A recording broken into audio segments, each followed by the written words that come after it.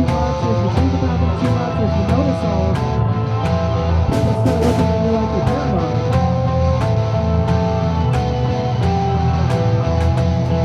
But if you go on atlasofsurveillance.org and look up those cameras in my area, you'll discover that not only are there cameras at basically every major intersection near you, but also the local police departments and the county police departments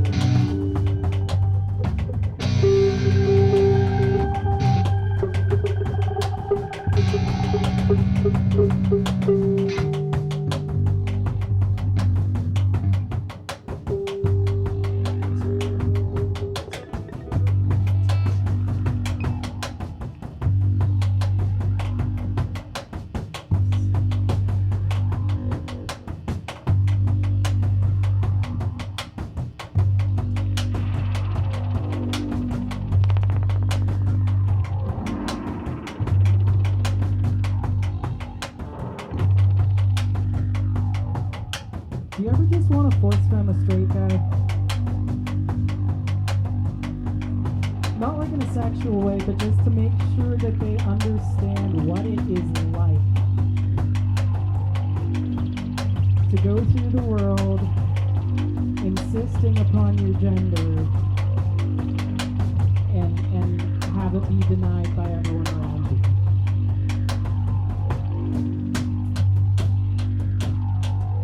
You know, I've tried so hard in so many conversations with cis guys to convey that sense of incongruity. I've tried to give them all these hypotheticals where I'm like, you know, imagine that your name is Steven and everyone you run into every day calls you Stephanie and calls you she, her, and you know that's not who you are. And they're like, yeah, I would be upset. And I'm like, yeah, so that's what it's like for me, except the other way around. And they're like, what?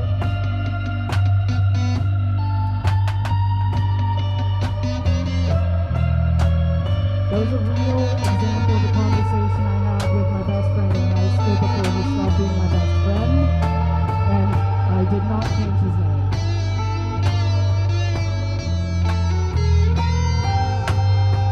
It's okay, he turned out to be a rapist. And I think it would be pretty funny to force fed him.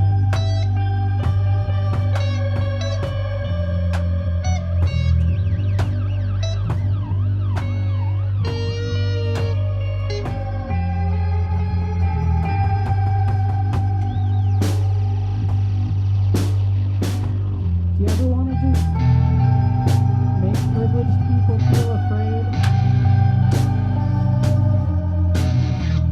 Not because you want to hurt them,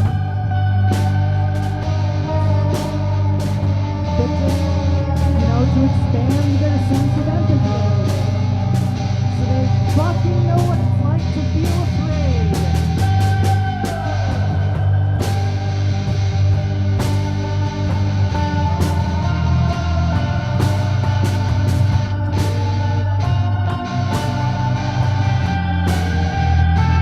I don't want to hurt anyone. I don't even want to scare anyone. But I am scared.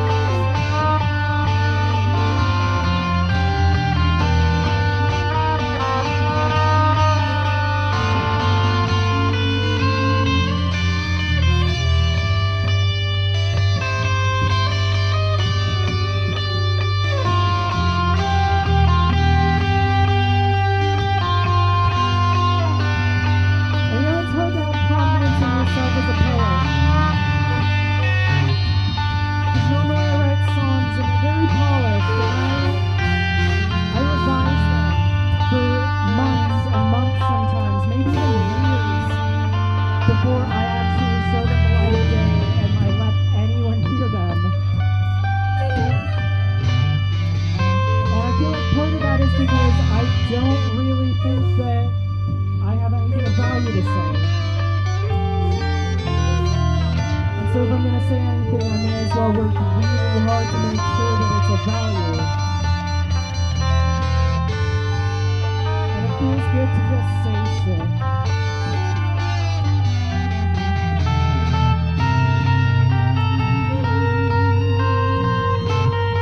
Because this doesn't actually have to be of value. I'm just jamming in the basement with my friends.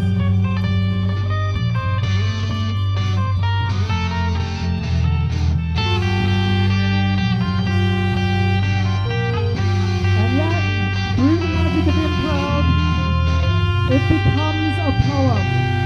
Isn't that cool?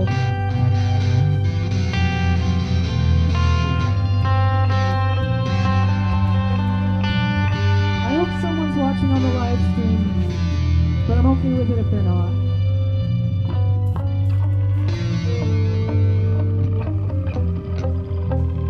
But I hope someone's listening to me tonight.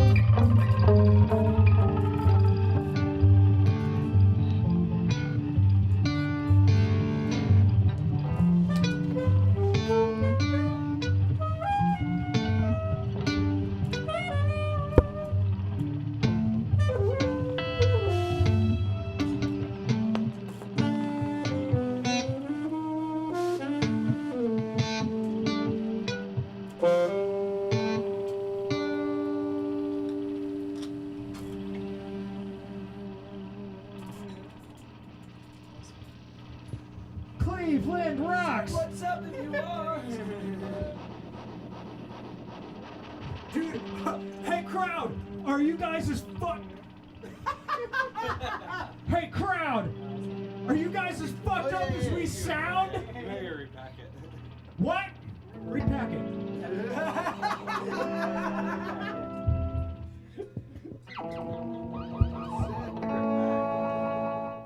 Are you guys as high as we look, man? We're pretty high. Wait, did anybody lose sunglasses on Sunday?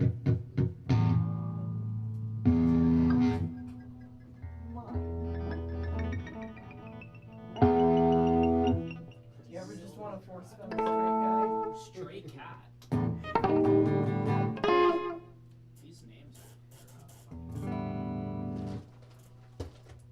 Oh yeah, some of them are like very blatant, like this is named to remind you of a brand name product that isn't owned by Fender.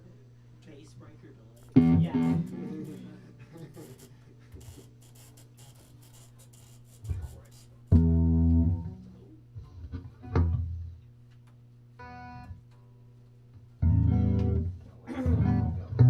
Fender's whiny toddler wah pedal. I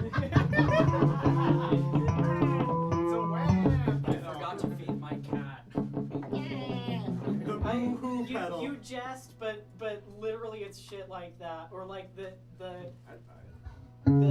Boss DS1 is the orange box and the Tube Screamer is the green box. And then Blues Driver I think is a blue box. Our new mouse distortion pedal.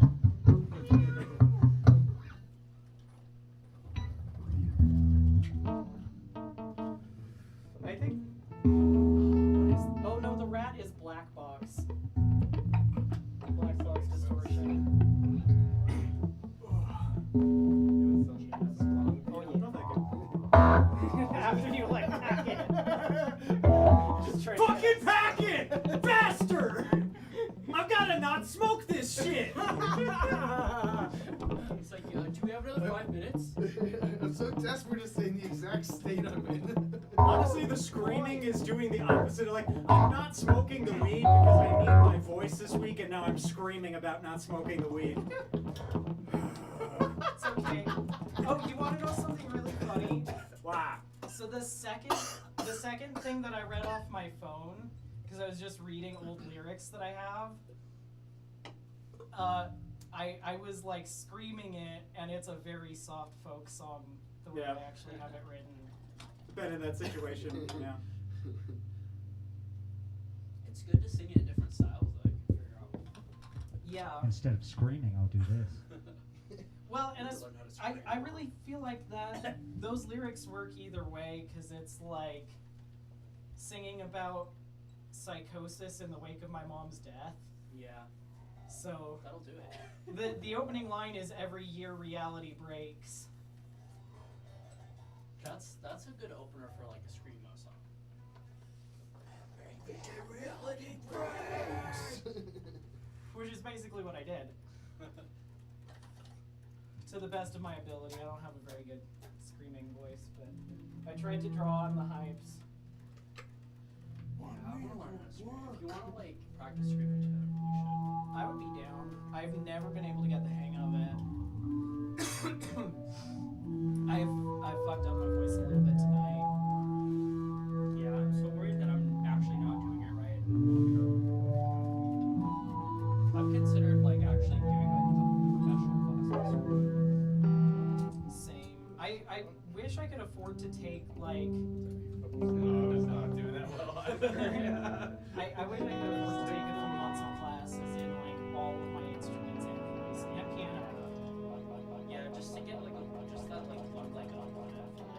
Yeah. You can only practice as much as you think you know how you're doing. Yeah, exactly. And there's so much on banjo that I'm like, I know like I'm not quite understanding how to do this, but I can't like I work it out by myself so slowly. It's like I gain new techniques every few years.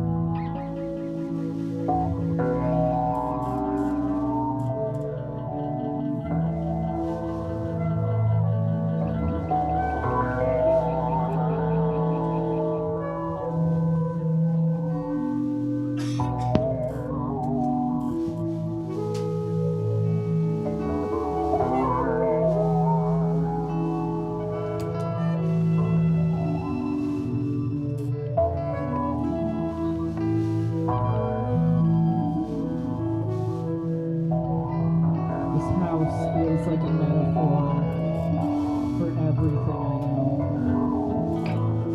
My body and my homeland full of cracks and crumbling slowly. For all I fear, a great collapse is coming down the way. It could be many years from now. It could be any day. It could be many years from now. It could be any day. With every day that passes, I can feel the creaky floor. Gets springier and softer while the ever-shifting doors start sticking in their frames for winter, scraping off the paint. And us who live inside of it, well, we just sit and wait. And those of us who live in it, well, we just sit and wait.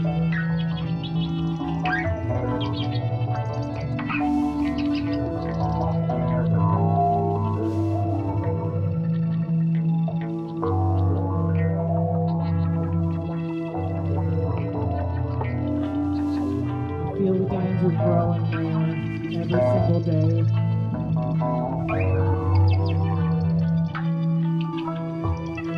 The chances of disaster just keep going higher every time.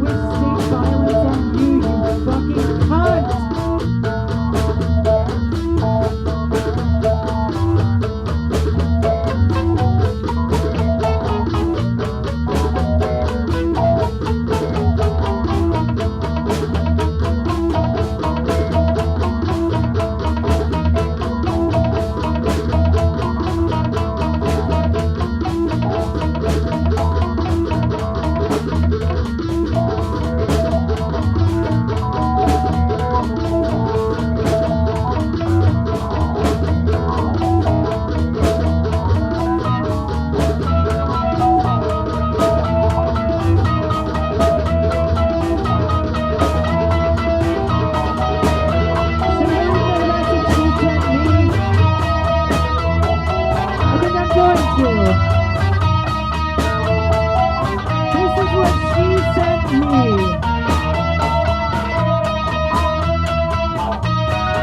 I thought about it for a minute, and I'm gonna say my piece. The way you let Delilah and I out about housing and ended the relationship is really shitty. The way you misrepresent yourself, your politics, and your values is extremely gross. You're a bad person. And when the fascists are throwing people in the back of vans, you're not gonna make it.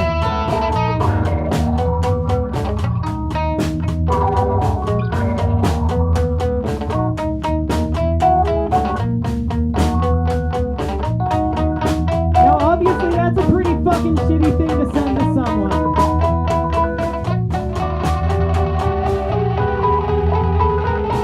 I don't know about you, but I've never had an argument with a trans woman so bad that I told her the feds were gonna come kidnap her.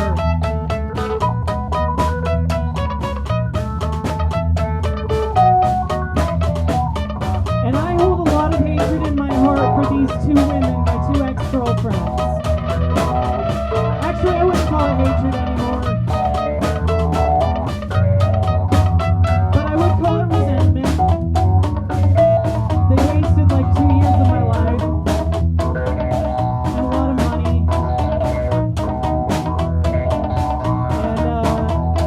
And some time that I should have spent on my own career with more focus. And Delilah didn't fucking help drive when we were on tour.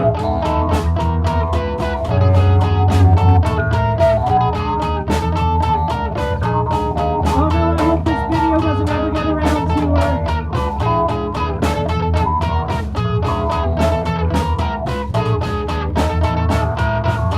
Sorry, dude, I'm just blowing off some steam. Looking through old notes, and I found what Marcy sent me, and it pissed me the fuck off.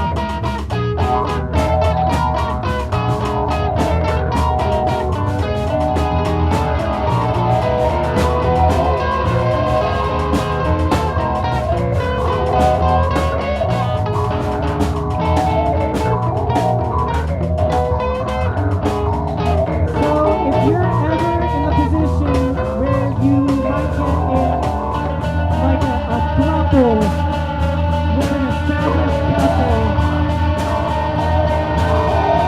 and you're all like, and you also have a partner and you're all super destitute,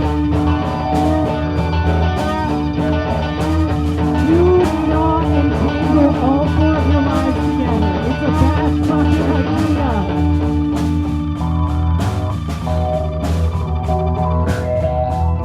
Be smarter about your polyamory than I have been.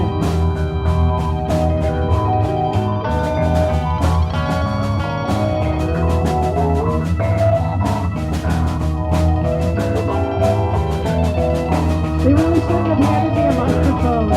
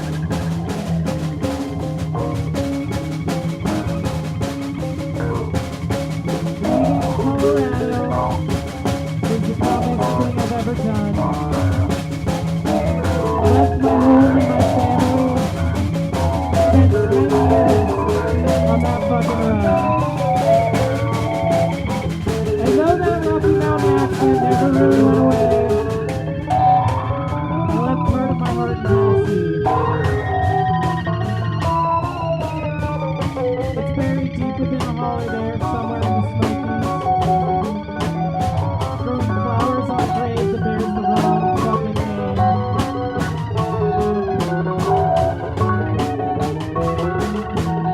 When I moved out to Ohio, it was 2017. And I thought the world was ending, or that I got insane. And I thought that I would die, or maybe I already had. So I survived, I really didn't know how to react. But the Cuyahoga River was waiting in the rain. And every time I visit,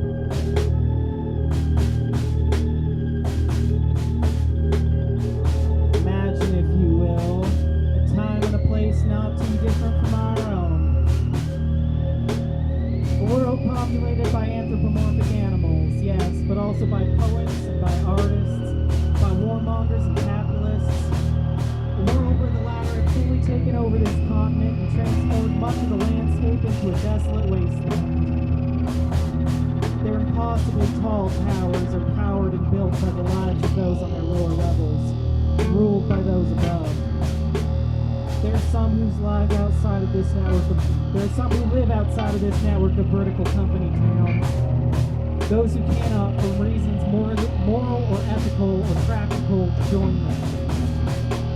A time will be focusing our story on one of these roving gangs of raiders. The terrorist cell, previously known as Famous Roleplays.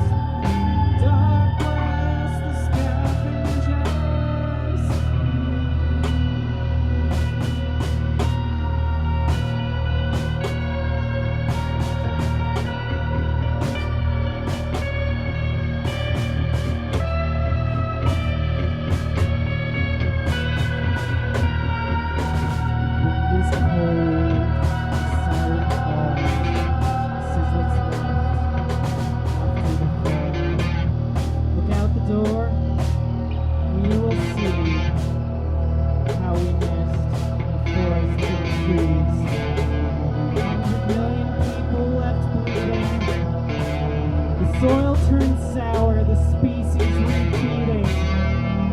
Now at nature's end, no one's dreaming. The exits all closed, hear the occupants screaming.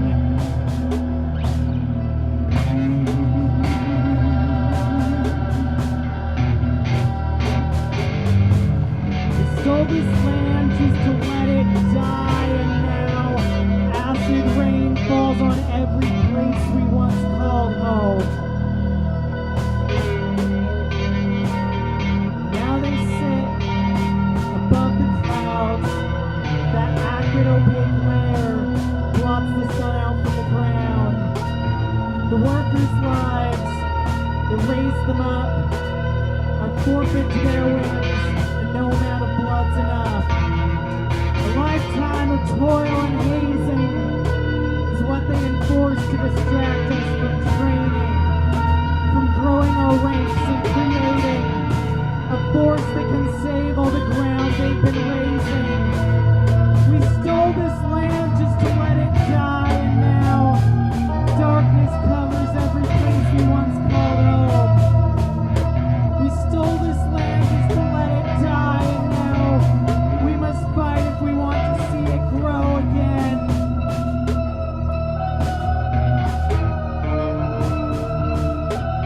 100 million people left bleeding. The soil turns sour, the species refeeding. Now at nature's end, no one's dreaming. The exits all closed, hear the occupants screaming.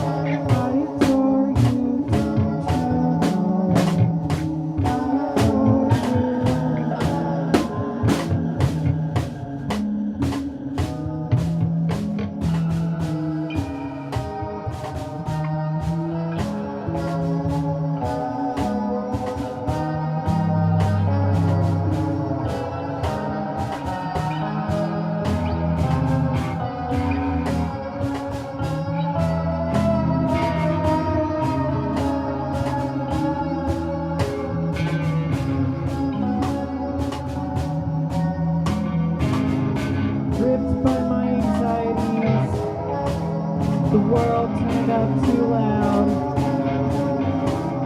Each little sound is tantamount beyond capacity.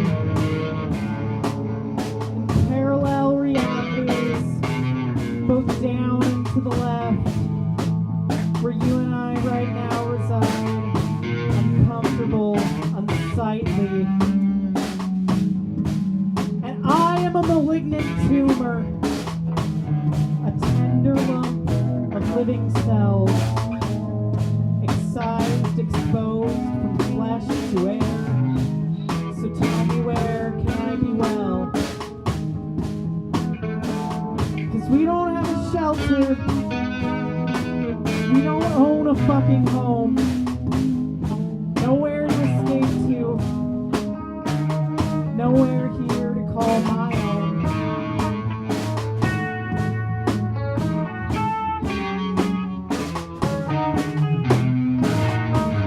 And as any cancer does, I grow, putting roots down where I go, taking resources and poisoning my host. I will destroy that which I need. To remove me, you must bleed. Take the poison just to try and decrease the speed. Now I don't have a mother, and I just don't know where to go. I'm safe here for the moment. I'm in remission, but I think you know that these things don't go away the first time around. Not in this family, they fucking come back around. I'm a malignant tumor, a rotten and intrusive growth. Nowhere to escape to, giving up and going home. I am a malignant tumor, spreading sickness where I go. Nowhere to escape to, nowhere here to call my own. I am a malignant tumor.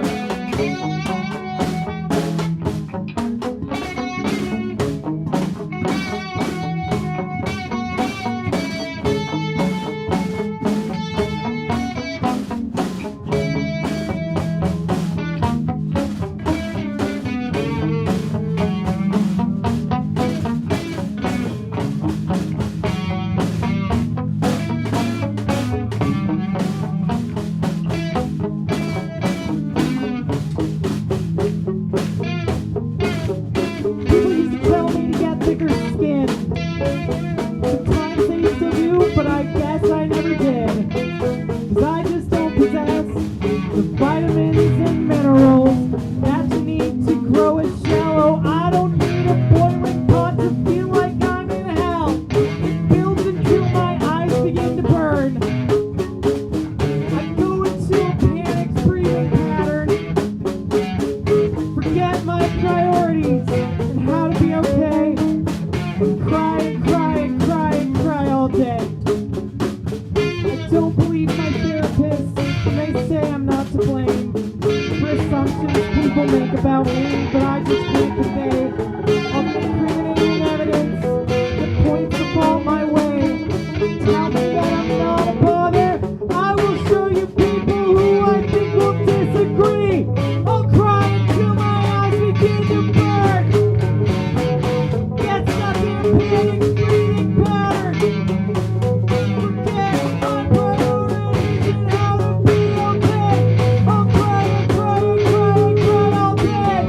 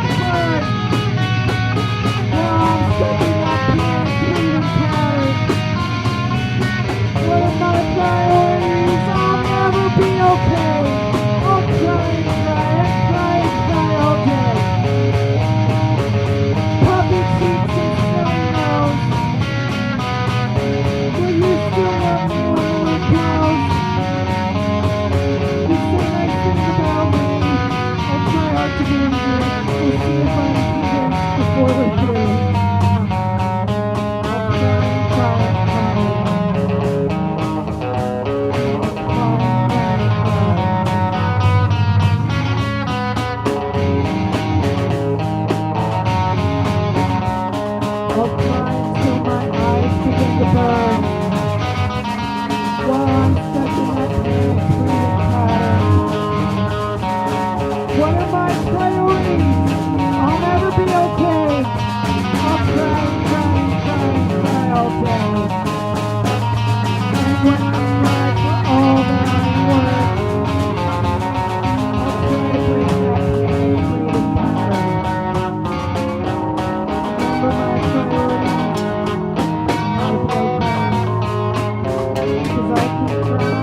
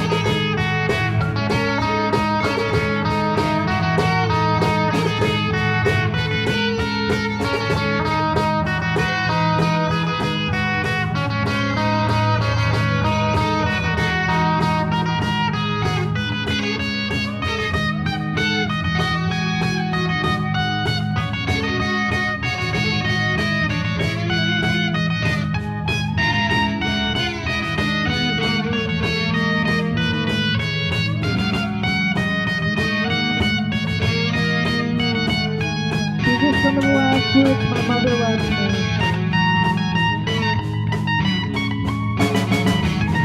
I remember watching the moon landing in 1969 on an old black and white TV. I also remember the first time I ever saw a color TV. It was probably around the time I was playing at a neighbor's house. I came home and described the really cool TV they had, but did not have the words to explain. It took my mom a while to figure out what I was trying to describe. I was describing a color TV. When I was a preschooler, we went to the elementary school and stood in lines to get the polio vaccine. They gave us a little tablet that dissolved on the tongue. I had chicken pox in the first grade and mumps sometime in elementary school. We were on a road trip to southern Utah the weekend I had mumps. My mom didn't tell me I had mumps. I just thought I had really bad swollen glands and was very miserable. Years later, my mom mentioned that time I had mumps on the road trip. When I was a baby, I had a fever and the doctor prescribed a medication that turned out to ruin the enamel on teeth. I was also not taught good oral hygiene and my baby teeth were all very bad. And I had to have several pulled as a preschooler. They didn't put in a bridge to keep my teeth from getting crooked, so my adult teeth grew in very crooked and my front tooth grew in at an outward angle. Not only did the really crooked teeth look bad, but I also was unable to effectively brush my teeth because they were so crooked. I got a lot of bad cavities and had to have extensive dental work done. I was very self-conscious about my teeth and couldn't wait to get braces in 7th grade. The newer plastic style was faded new, but most kids thought that time. I had an old school dentist who was terrible, who used the old fully metal mouth kind. But I was so glad to have braces, I didn't care. I wore braces for 4 years and I still have a significant overbite because the dentist was incompetent. was cheap and allowed my parents to make payments. He was a weird Mormon guy with a lot of kids, and the kids acted as his receptionists. I remember he would dictate personal letters to his daughter while he worked on them. The letters were always very weird and wordy, describing the seasons and men wandering around in orange vests for deer hunt season. He was also always hours behind, and he even once popped a zit on my face for me. Ugh.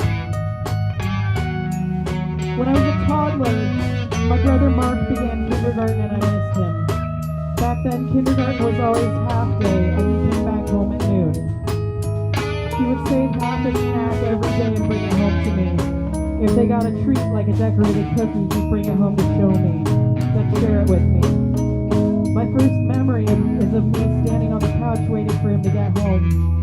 I had to only be about 1.5 years old at the time, so it is possible my memories are reconstruction.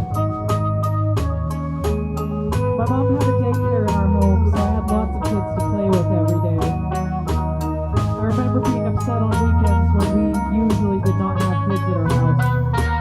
My mom babysat all hours, so we had kids 24/7 a lot of the time.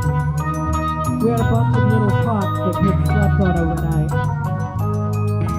Our house at 190 East, 500 South had an interesting history.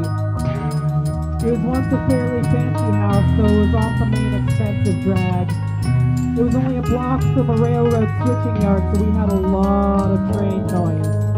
The house would shake, especially on the top floor when trains went by. I still find the sound of trains comforting.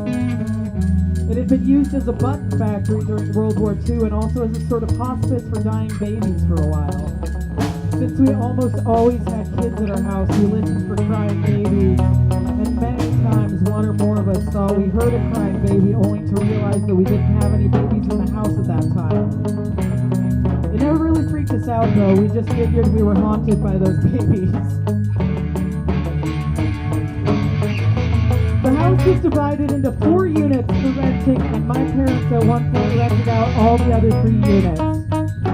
One had to use the main entrance and bathroom, so I'm not sure how long they rented that one out. But not during my lifetime. They did rent the basement apartments when I was really little, but they tended to have bad tenants, and to be fair, the places were dumps. My parents didn't like the hassle, and we ended up just using the entire house as our house, and my dad put in stairs to the basement when I was about 6 to integrate the whole thing. Here's a picture of the house later when someone was fixing it up. My brother Kent and his wife Judy were able to tour the house at that time and took some pictures. I spent a lot of time playing on this porch. We would bring our toys out and set up areas for our house. We also used it as a stage. The metal bars were not there when I lived there, and I remember thinking I should be able to slide down the slanted part on the slide. The maple tree in front of the house was planted when I was a baby, and it was always considered my tree. My brother Kent in the upstairs bedroom, west bedroom. I used this as my bedroom for all my teen years. It had no heat, so I just used an electric blanket and a space heater. I put curtains up on the closet doors. We only had one working bathroom, but the toilet was in a separate adjacent room, so at least we had that. The fixtures are all new, but the pink tub is original. They also kept all the built-in cabinets in the bathroom. My mom kept Reader's Digest condensed books in these shelves, and I read a lot of them. There's a main floor bedroom that I had for many years. This closet scared me, and it didn't have a door. My bed was opposite it for a while, and we had to move the bed so I could sleep.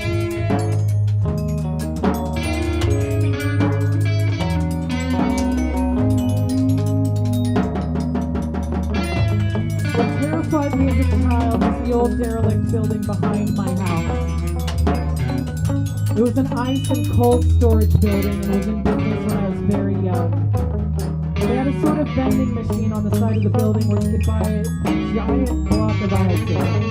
And we used to go get one, and then we used to use an ice pick to break it up to make homemade ice cream. We also sometimes got blocks and rode them down grassy hills in summertime. It was like summer sledding. I had a dream about playing in my backyard when I was maybe 4.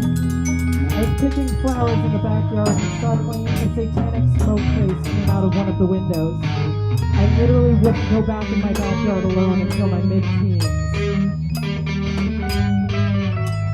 My neighborhood was the oldest in Provo, and the town was built on a square grid with blocks. My block only had houses on one side facing north. Very few people had fences, and those that did had low chain link or picket fences, and kids would just jump over them. We played across people's backyards and took shortcuts through people's backyards. On summer nights, we played kick the can and hide and go seek in the neighborhood, and you could go anywhere within a few blocks. All the neighborhood kids played, and it was all ages. Next door to my house, there was a house with another house, divided into 2 apartments. And thus, adjacent to my backyard, there was a fence, and then that house had a balcony. We would climb the fence, and then get on that balcony to get out of my backyard. One day, we came upon a tenant lounging in the nude with her windows open. Oops. We attended the Provo First Ward. It was the first congregation and building in Provo's history. It was a gorgeous old building. I remember being amazed when I realized that the building I went to primary, at the time a weekday church activity, and the building we went to church in were the same building.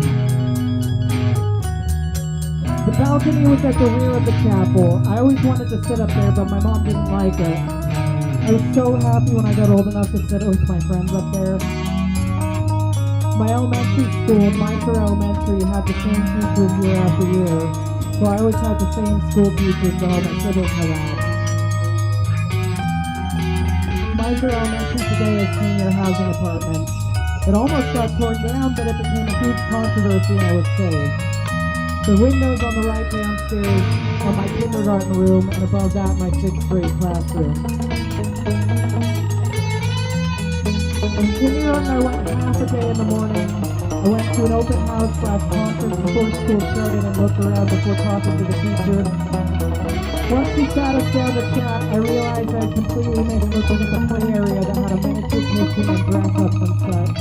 I was so distracted by wanting to check that out, I couldn't focus on what the teacher was talking about at all. Mrs. Kenner was my teacher, and she was like a grandma. She had several rituals that we all looked forward to. Whenever we got new shoes, we got to do the new shoe song and dance in the group.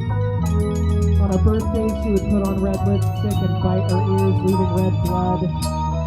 We all looked forward to this all year. Almost all the elementary school teachers also sing and played the piano, so we did a lot of singing in our classrooms. All the classes where the teacher played piano had a piano in the room. At Christmas time, they would put a huge tree in the middle of the building where there was a large, empty, round place in the main hallway. Every morning in December, we would gather around the tree as a whole school and sing Christmas songs. The week or month before Halloween, the 4th grade teacher, Mr. Harrison, read The Telltale Heart in a spooky voice over the intercom every year. I doubt I got much out of it in kindergarten, but it was always fun to hear, and by the time I left elementary school, I knew the story well. In 1st grade, I had Mrs. Goodman. She used a metal chalk holder that she rapped kids on the head with if they weren't paying attention. Overall, she was nice, but strict. I remember being told I learned to read in 1st grade and being mad that I came home after the first day and hadn't learned yet. I learned to read using Dick and Jane books, which were already dated by the time I used them. In 2nd grade, I had Mrs. Halperman. I loved her. We studied butterflies and hatched monarchs. I have a very vivid memory from that year that the mystery was solved later by Dawn. We had a substitute teacher one day who read us a short story that was really weird anti-communist propaganda about a school that had the kids caught up in the American flag. I thought it might have been a fever dream until reading Tales of the Madman Underground, where John had referenced the same fucking story, and he, being older and a more appropriate audience for the story, remembered this weird story than I did. In 3rd grade, I had Mrs. Hoover, a very old teacher who was known for being mean. I was put in the class and all my friends got the other teacher. I ended up liking this teacher quite a bit with being my friends. This is the year I mysteriously got mice and we never did figure out where I want them. No one else at home or school had them.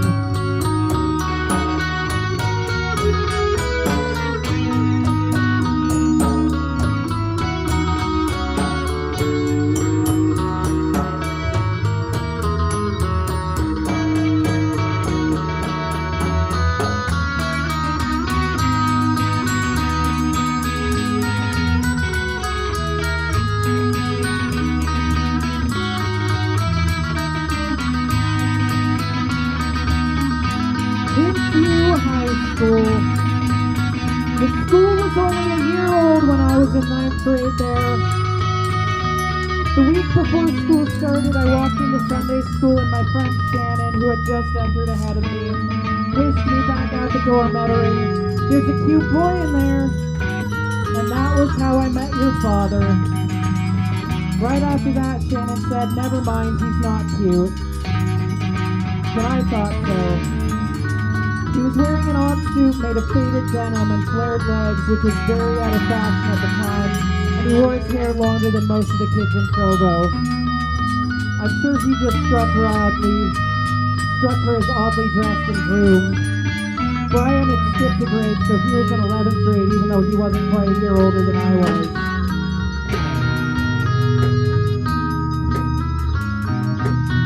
In 9th grade, I took the advanced English class and I found my people and the kids who took AP and advanced classes. Before that, I didn't think I was particularly good at school. I was a very good reader and read books for pleasure constantly. I made friends with the other kids in the advanced class and began to see myself as a smart kid. And over the next few years, took all the advanced classes and several AP ones. We also had a dance studio at the school, and one of the options for girls only was to take modern dance for PE. I took dance all 4 years of high school.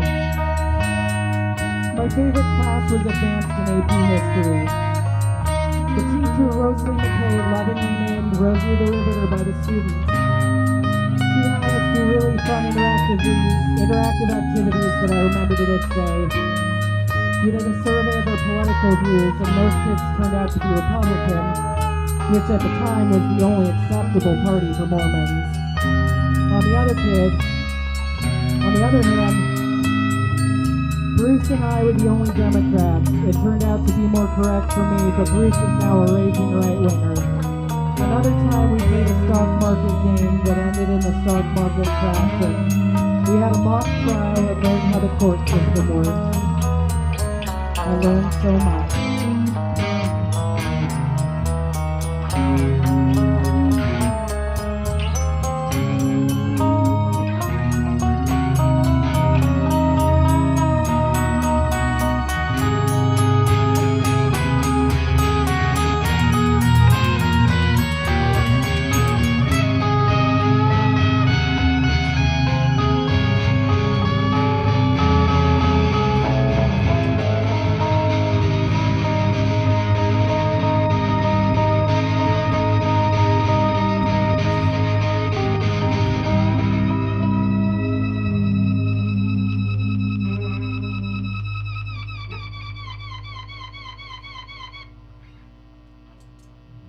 Squeaky, squeaky. Jeez, that was fun. Whoa! I definitely tranced out for a while there. Yeah. Yeah, that was like 15 straight minutes of reading a document that my mom wrote to me while she was dying. Oh, wow. Yeah,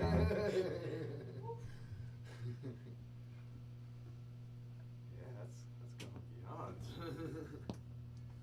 That's cool. I learned so much. That was a great lesson. guitar too. That was fun. I know I just said that. It bears repeating. It does. Fun. Oh, yeah. Appreciate you letting me use your amp and stuff so I can Yeah, of course. It was really cool to hear you do something different, and I always like having other guitarists with us. Yeah. Adds a lot of texture. Yeah, it's fun to do like Yeah. a guitar battle back and forth sometimes. How often has